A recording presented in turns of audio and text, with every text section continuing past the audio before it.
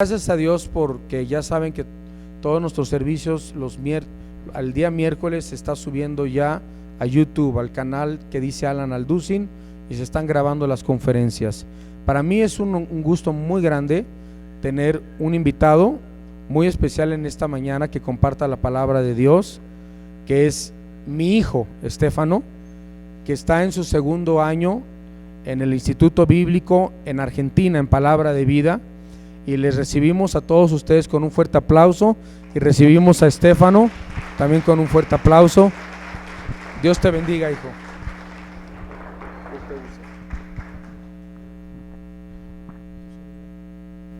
Bueno, muy buenos días nuevamente. Para mí, siempre lo digo, es una bendición poder compartir la palabra de Dios, y lo vuelvo a decir otra vez: yo jamás me imaginé que Dios fuera a llamarme a su obra, y mucho menos de tiempo completo, pero es la gracia de Dios que llegó a mi vida y también a tu vida, porque si no hubiera sido por Jesucristo, quien dio su vida por nosotros, ni uno estuviéramos acá. Así que tenemos que agradecerle a Dios por esa gracia tan grande que ha derramado en nuestros corazones. Y hoy traigo con ustedes un tema que ya tenía de hace tiempo en mi corazón.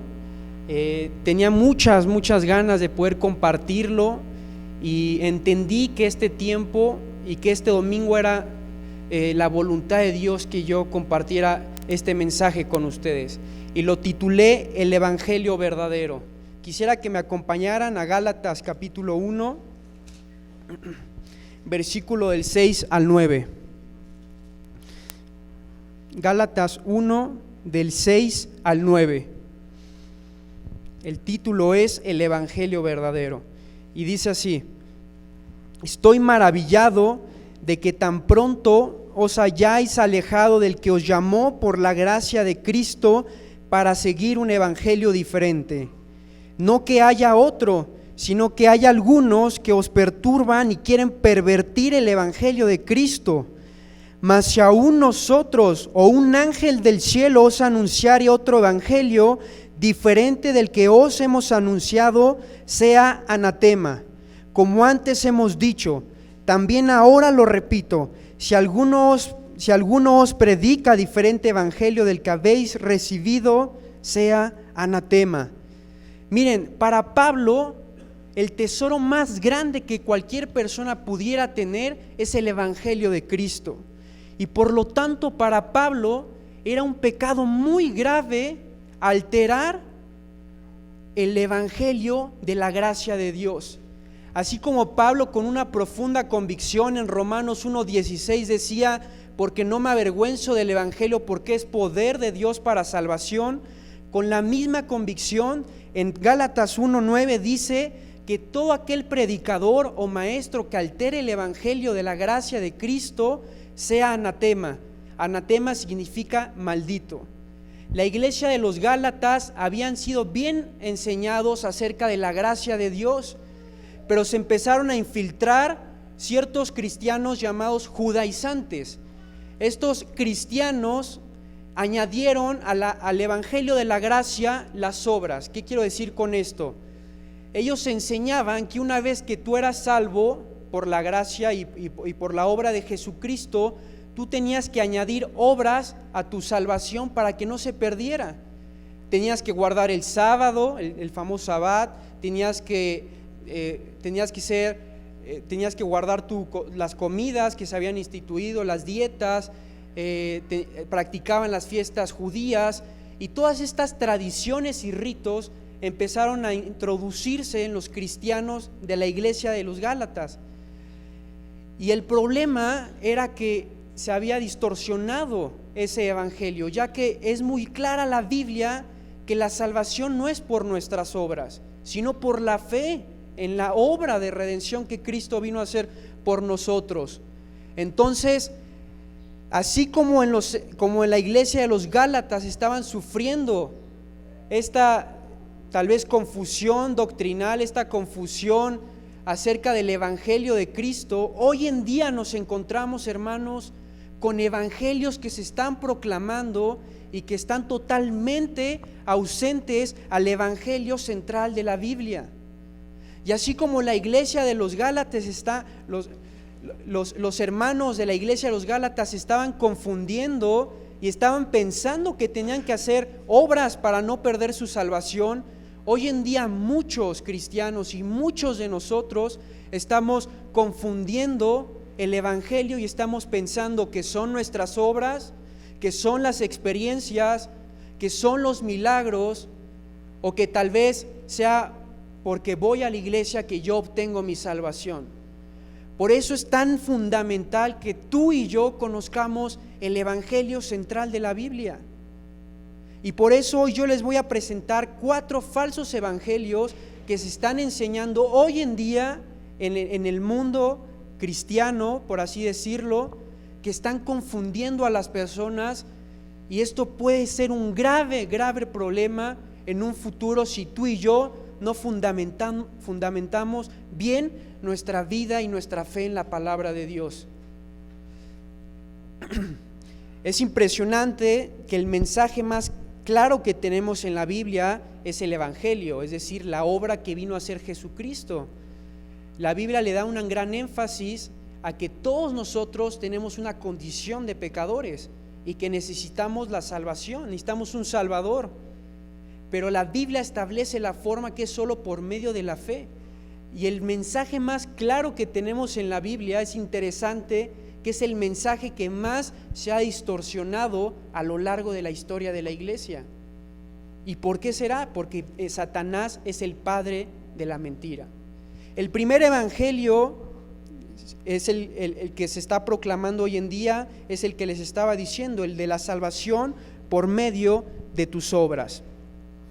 Antes de desargumentar o exponer lo que la Biblia dice acerca de esto, es importante que ustedes sepan que se predican otros evangelios no solo para negar una verdad o enseñar un error, sino también por desenfocar el mensaje. Muchas de las herejías hoy en día surgen de una verdad bíblica, pero ¿cuál es el problema? Que yo tomo ciertos pasajes, los exagero, los aíslo de otros pasajes y los distorsiono. Es decir, que muchos de estas personas que enseñan estos evangelios, si bien te van a proponer versículos que vienen en la Biblia, pero están mal interpretados, porque están distorsionándolos, ya que están aislándolo de otros versículos que argumentan la verdad que quiere decirnos la palabra de Dios. El evangelio de la salvación por medio de las obras se centra en que tu salvación de la condenación que tú y yo tenemos por causa de nuestros pecados se va a basar en las buenas obras que tú hagas, y que para que tú llegues al cielo tienes que perseverar hasta el fin siendo un buen hombre, yendo a la iglesia, leyendo tu Biblia, tal vez dándole a los pobres, y que si tú en tu vida llegas o te apartas de Dios, perdiste tu salvación, tienes que volverte a arrepentir y volver a comenzar otro ciclo de obras para que puedas volver a obtener la salvación. Esto es totalmente ajeno a lo que la Biblia nos enseña, y muchos cristianos piensan de esta manera, y por eso el propósito de este mensaje de hoy es que si tú estás confundido o conocen a alguien que está confundido, puedan instruirlos en el evangelio de la Biblia. Por ejemplo, estas personas toman pasajes como el de Mateo 24, 23, que dice: y a los que perseveren hasta el fin, estos serán salvos. Y ese versículo está hablando en otro tiempo al que estamos viviendo nosotros, porque Mateo 24 es el tiempo donde entra el mundo a la tribulación y gran tribulación. Pero ¿por qué dice que a los que perseveren hasta el fin? Es decir, que muchos en el tiempo de la tribulación y gran tribulación van a recibir a Cristo como su Salvador. Pero ¿cómo se va a manifestar su fe en ese tiempo? Perseverando hasta el fin, porque van a tener que negarse a la marca de la bestia, van a tener que abstenerse a la adoración de la imagen desoladora, y por eso es que esos cristianos van a perseverar hasta el fin, y por eso son salvos, pero porque perseveraron por el fruto de su salvación. Y muchos otros versículos más que toman así para poder fundamentarse en esos pasajes. Veamos los que dice lo que dice en Efesios capítulo 2, versículo del 8 al 9. Dice así: porque por gracia sois salvos por medio de la fe. Y esto no es de vosotros, pues es don de Dios, no por obras para que nadie se gloríe. La gracia es el regalo de Dios que vino a darnos a través de su Hijo Jesucristo. Y dice, porque por gracia somos salvos por medio de la fe. Y esto no es de vosotros, sino es don de Dios, no por obras para que nadie se gloríe. Si la salvación dependiera de nuestras obras, en vano fue la obra de Jesucristo, porque se desperdició su sangre entonces, ya que no murió por todos nuestros pecados. Entonces la gracia ya no sería gracia, porque tendría exigencias esa gracia, y la gracia es un regalo. Si la salvación fuera por tus obras, yo les pregunto, ¿qué pecados me harían perder mi salvación si delante de Dios todos los pecados son iguales? Hay consecuencias para cada pecado, pero delante de Dios todos los pecados son iguales. Veamos lo que dice en Gálatas 2:16.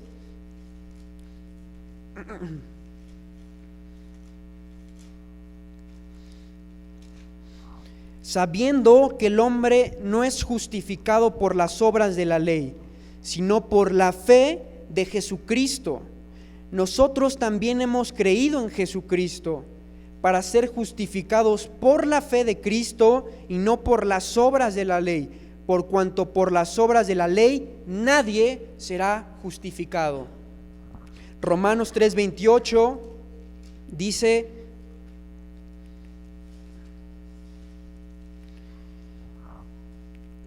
concluimos pues que el hombre es justificado por fe sin las obras de la ley.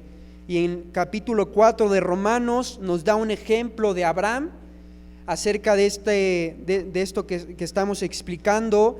Del 1 al 4 dice: ¿qué pues diremos que halló Abraham, nuestro padre según la carne?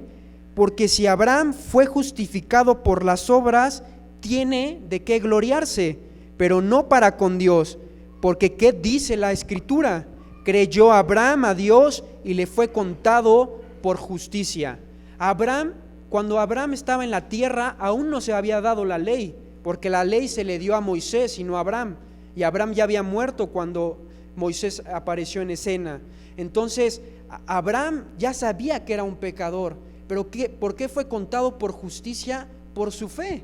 Siempre fue la fe. Siempre fue la fe el medio de la salvación del hombre. Otro evangelio, el segundo evangelio que se está proclamando hoy en día y que también es ajeno a la Biblia, es el famoso evangelio de la prosperidad. Y aquí quiero que me escuchen con mucha atención, porque si algo estoy viendo hoy en día es que cada vez más son los hombres que se levantan proclamando un evangelio de prosperidad. Y muchos que yo conocí se han ido por ese evangelio, creyendo algo que realmente la Biblia no enseña. Y todos aquí corremos ese riesgo. ¿Qué enseña el evangelio de la prosperidad? El evangelio de la prosperidad enseña que Dios quiere que todos los creyentes sean sanos físicamente, ricos materialmente y felices personalmente. Así lo citan los fundadores de este evangelio, y ellos dicen las siguientes palabras: creo que es la voluntad de Dios que todos prosperen, porque así lo veo en la palabra, y no porque lo haya visto funcionar poderosamente en otra persona. No pongo mis ojos en los hombres, sino en que Dios me va a enriquecer y me va a dar riquezas. Los maestros del evangelio de la prosperidad fundamentan su teología en Génesis 12, 15, 17 y 22, con la promesa que se le dio a Abraham. Y vamos a leer rápido Génesis 12 para ver qué promesa se le dio a Abraham.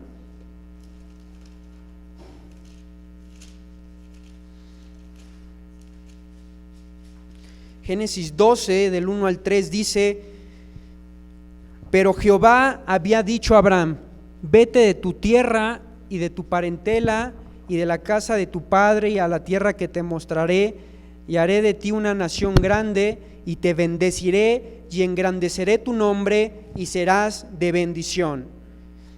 Bendeciré a los que te bendijeren, y a los que te maldijeren maldeciré, y serán benditas en ti todas las familias de la tierra.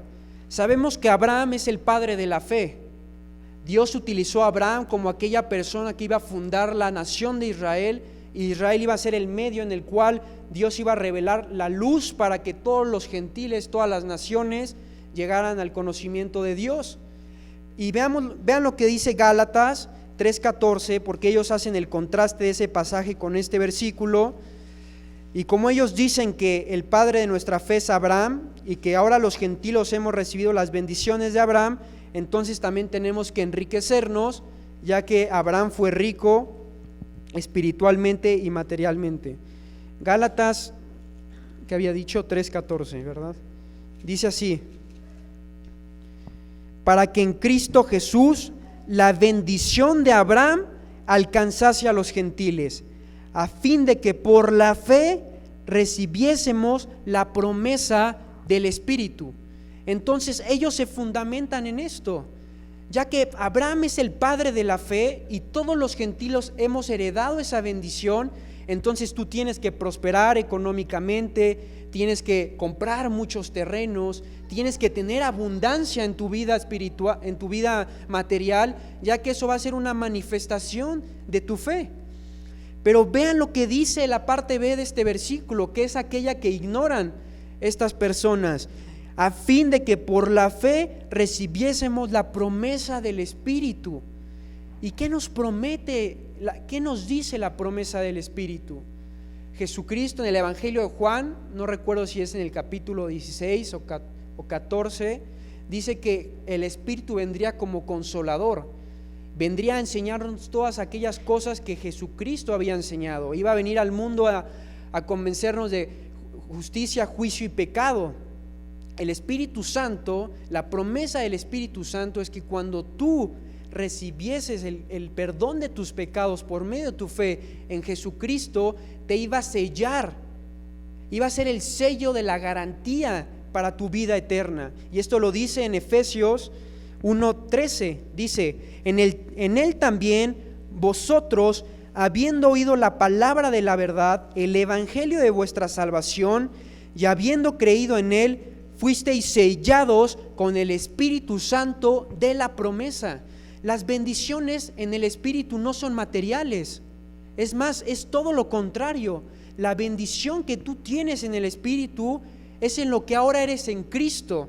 Te posicionó en la familia de Dios, te santificó delante de Dios, es el arras de la herencia eterna que tú tienes. El Espíritu Santo es el que te instruye, corrige, redarguye, te capacita para tu vida cristiana. Pero las bendiciones que recibimos por el Espíritu no tienen que ser materiales forzosamente. Dios bendijo a Abraham materialmente, pero Pablo: yo sé vivir con la escasez y la abundancia, decía. Los apóstoles no prosperaron económicamente todos. Muchos de ellos padecían hambre, padecían persecución, vivían al día a día y no tenían riquezas materiales. Entonces no se basa el evangelio en la prosperidad. Dios nos promete que siempre nos va a sustentar, pero no siempre va a enriquecer a todos, porque esa no siempre va a ser su voluntad. También ellos toman 2 de Corintios 8:9, y esto se llama el error de la doctrina de la expiación. ¿Y qué dicen ellos con este versículo? Que cuando Jesucristo murió en la cruz por tus pecados, si bien sí hizo eso, pero también murió para darte libertad financiera, para darte prosperidad económica, para darte sanidad a todas tus enfermedades, para que en tu vida prosperes y no vivas afligido, no vivas en pobreza tal vez. Pero ese es un error, porque la obra que Jesucristo vino a hacer fue por tus pecados. Y en Timoteo dice que todo aquel que siga a Cristo va a padecer persecución. Vean lo que dice 2 de Corintios 8:9. Dice, porque ya conocéis la gracia de nuestro Señor Jesucristo, que por amor a vosotros se hizo pobre siendo rico, para que vosotros con su pobreza fueseis enriquecidos.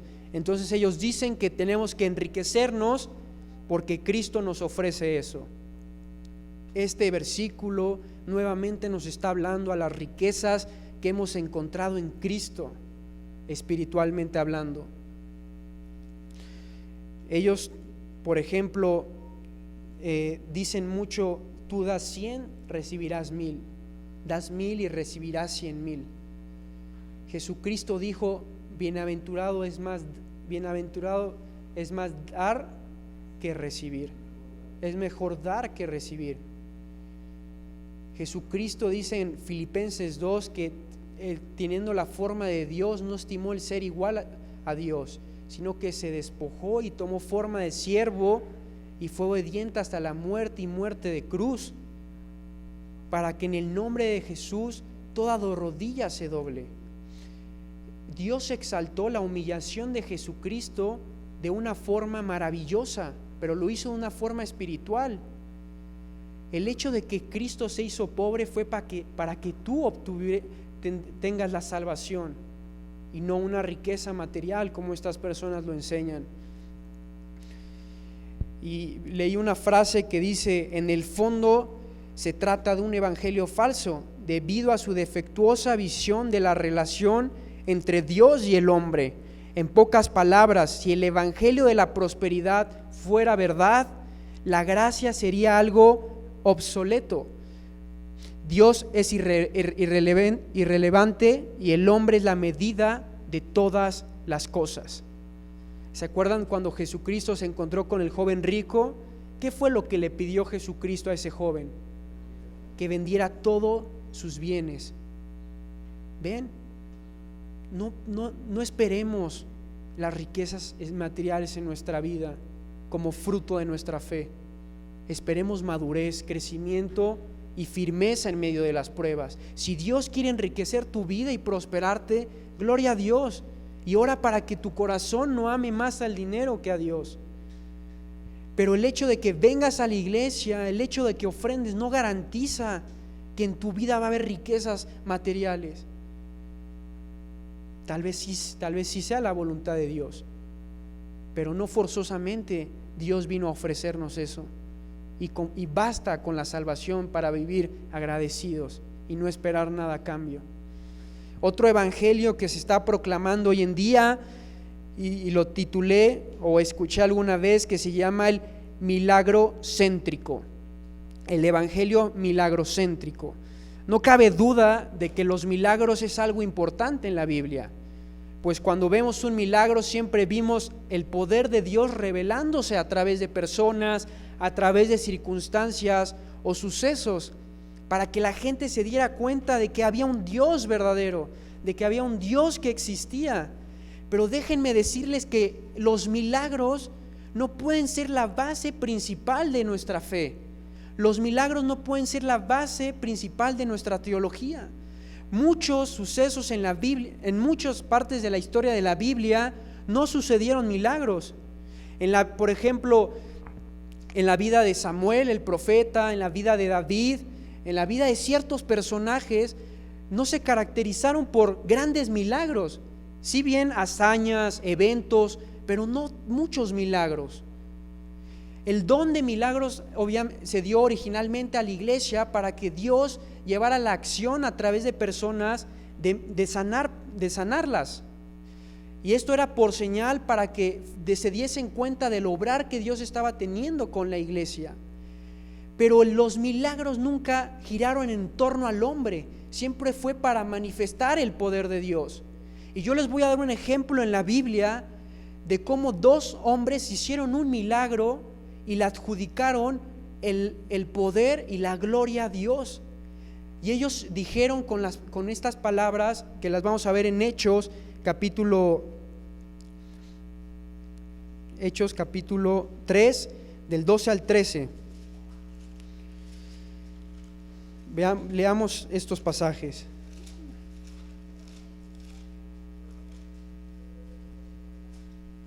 Dice así,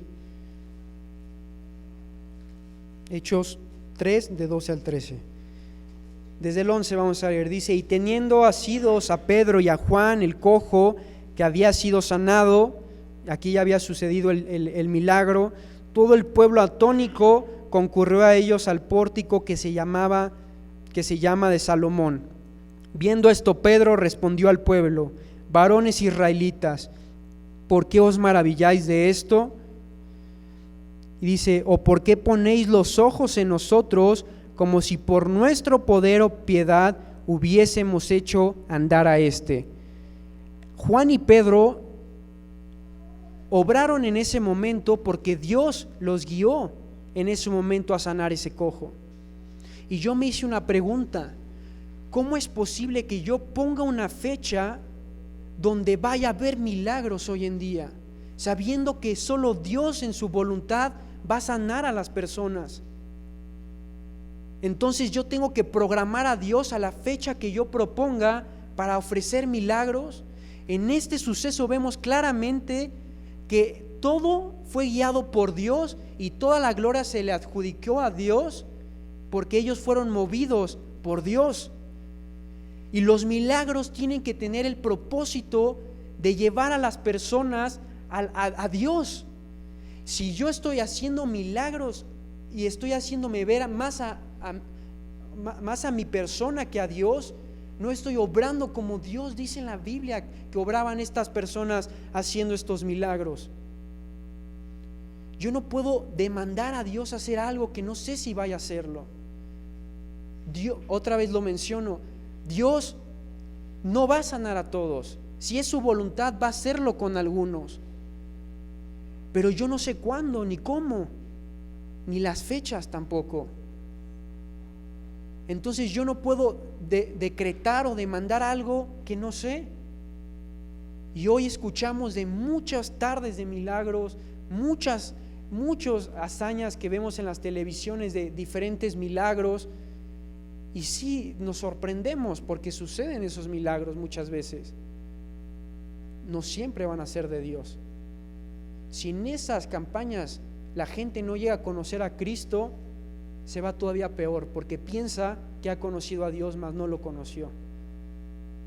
Porque el verdadero milagro es la salvación del alma. Y si Dios quiere sanar alguna enfermedad, gloria a Dios. Pero no siempre va a hacerlo. No siempre va a hacerlo y no tenemos que resentirnos. Entonces el evangelio de los milagros se ha distorsionado y se ha abusado. Otro famoso evangelio que hoy en día, o teología también, ayer hablando con mi papá, es una que me espantó cuando la estudié. Esta teología se llama la teología liberal o el evangelio liberal. Esta teología surge en el siglo XIX y parte del siglo XX, donde los sucesos de la tecnología y de la ciencia tuvieron más avances, de la política, de la economía.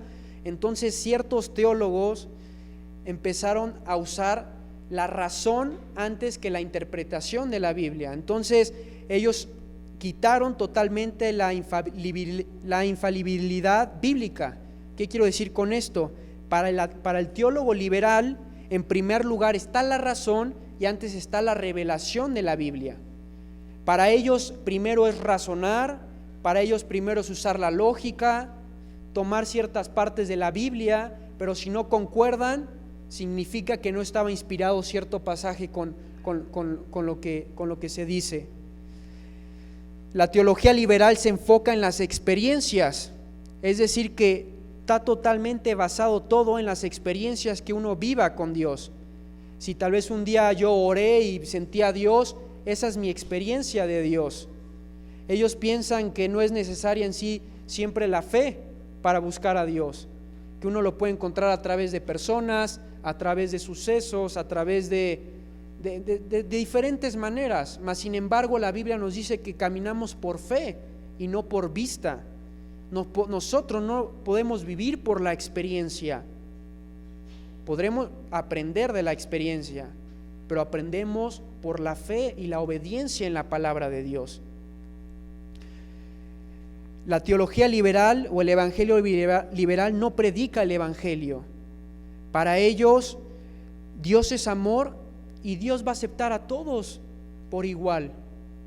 Ellos quitan la justicia de Dios. En Hebreos 9:27 dice que está establecido que el hombre muera una sola vez y que después de esto habrá un juicio.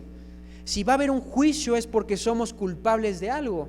¿O acaso alguna persona va a un juicio sin ser culpable de algo? Si yo ahora robo un auto y voy delante de un juez que supongamos que sea justo, me va a adjudicar o me va a dictaminar como culpable porque lo soy. Todos los hombres, dice la Biblia, que hemos pecado y estamos separados de Dios. Y necesitamos pasar por un juicio porque Dios es justo. Y si nuestro pecado no tuviera paga o no tuviera condenación, no sería Dios. Porque ¿cómo Dios moraría con seres pecadores como nosotros? Por eso es que existe un cielo y un infierno. El cielo para aquellos que recibieron a Cristo por medio de la fe, y el infierno para aquellos que rechazaron la salvación. Entonces ellos piensan que Dios es amor, y como Dios es amor va a aceptar a todos, pero eso desacredita muchos atributos de Dios. La teología liberal solo cree en el Dios de amor, como lo había dicho. La teología liberal convierte a Jesús en un mero hombre. Fue un hombre más, fue un gran pensador, dejó grandes enseñanzas, pero sin duda alguna Jesús no era Dios. Y esta enseñanza no solo la proclaman ellos, sino también muchas religiones hoy en día. Y en Colosenses 2:3 dice: por cuanto agradó al Padre que en Jesucristo habitase toda la plenitud de la deidad. En Colosenses 1:15 dice: porque Él es la imagen del Dios invisible, el primogénito de toda la creación. Por Él fueron creadas todas las cosas, las que están en los cielos y en la tierra, sean tronos, dominios, principados y potestades. Todo fue creado por medio de Él y para Él. Y en Juan 1:1, en el principio era el Verbo, y el Verbo era Dios, y el Verbo estaba con Dios. Entonces la Biblia es clara que Jesucristo fue siempre Dios. Él tuvo que tomar forma de un hombre para que pudiésemos tener la imagen de Dios por medio de Jesucristo, y para que pudiera llevar a cabo la obra de salvación en la cruz del Calvario. La teología liberal también promueve el movimiento ecuménico. Ellos piensan que cualquiera puede llegar a Dios si así lo desean. Entonces para ellos unir las religiones no está mal, mas sin embargo Cristo dijo: yo soy el único camino, la verdad y la vida. Es decir, que no existen más formas más que la de Jesucristo para conocer a Dios. Y la teología liberal también no cree en la exclusividad de la salvación en Jesucristo. Ellos no piensan que Jesucristo, por medio de Jesucristo exclusivamente está la salvación. Mas Juan 1:12 dice: mas a todos los que le recibieron, a los que creen en su nombre, les dio la potestad de ser llamados hijos de Dios. Y podríamos seguir estudiando muchos evangelios transformados o distorsionados que se están enseñando, pero yo solo quise hoy darles 4 para que seamos conscientes a la realidad que nos encontramos. Y ahora yo quiero presentarles el evangelio verdadero, el evangelio que la palabra de Dios nos enseña, el que tú y yo tenemos que conocer profundamente, que tenemos que cimentar nuestra vida en este evangelio, que este evangelio sea la razón de tu vivir día a día, y para que guíes a tanta gente confundida al conocimiento de Jesucristo. Y quiero que me acompañen a 1 Corintios capítulo 15, versículo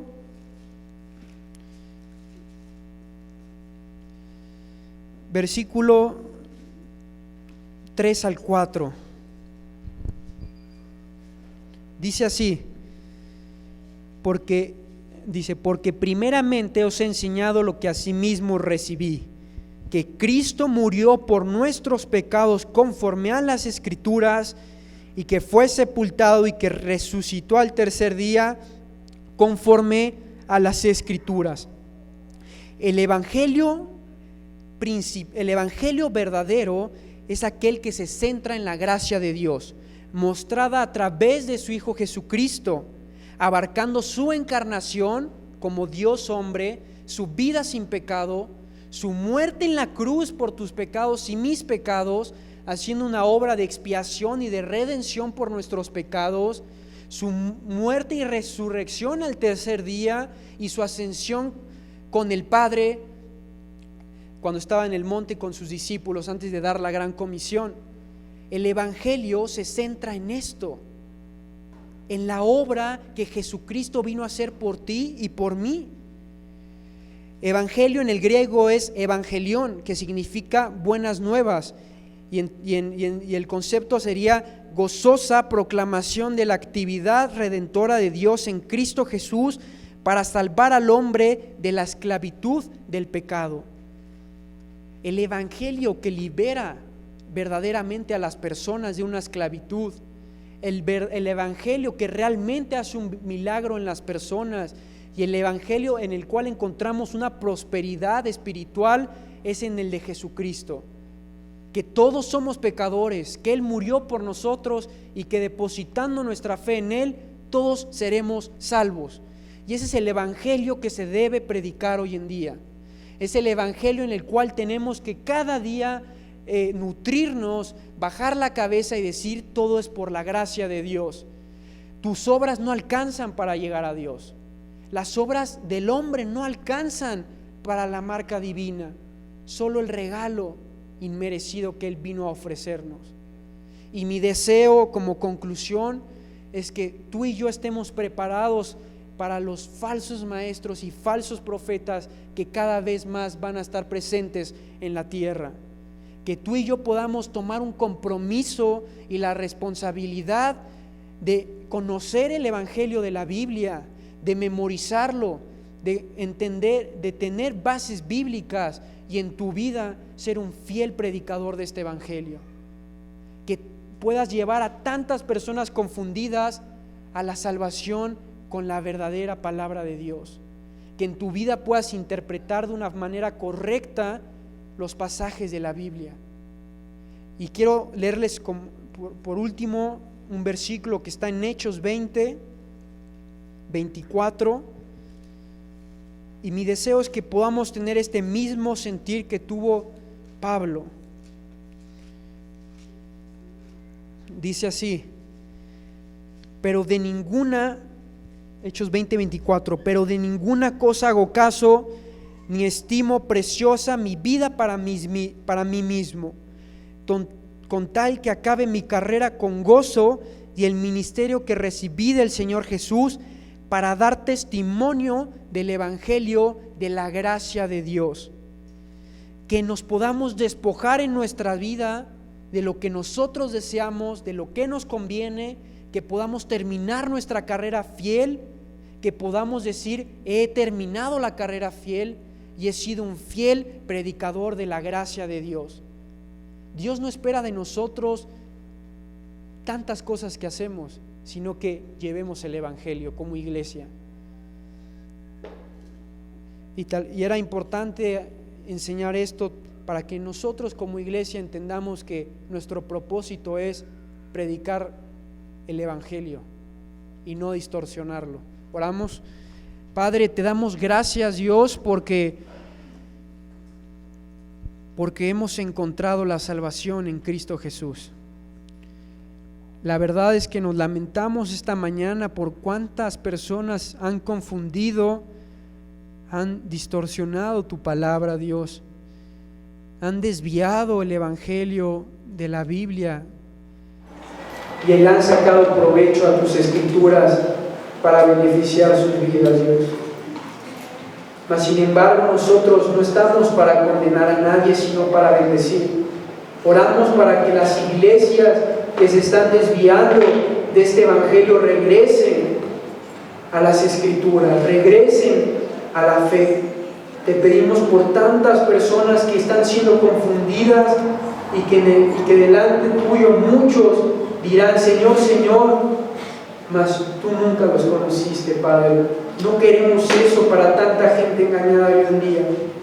Que podamos asumir esta iglesia con responsabilidad, que nosotros debemos ser fieles predicadores de este Evangelio, que no lo alteremos por beneficio propio, que no saquemos provecho que no sea el ver a personas humillarse ante la cruz y conocer a Jesucristo como su Salvador.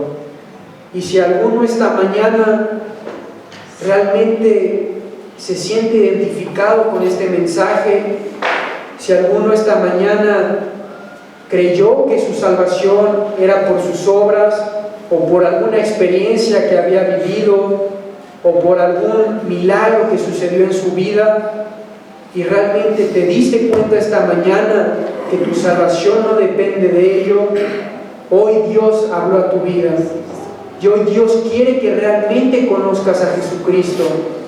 Así que si tú en tu corazón quieres recibir el perdón de tus pecados y la gracia de Dios, repite estas palabras de todo corazón: Jesús, reconozco que soy un pecador, reconozco que estoy separado de ti y que mi condenación es el infierno, pero ahora sé también que tú has enviado a Jesucristo a morir en la cruz por mis pecados, y Él ha pagado el precio por toda la deuda que yo tenía por mi pecado.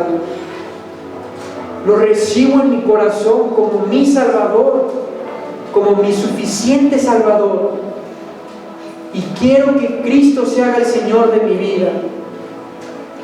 Y ahora sé que he recibido la vida eterna. Y si tú has hecho esta oración esta mañana, me gustaría que levantaras tu mano para conocerte.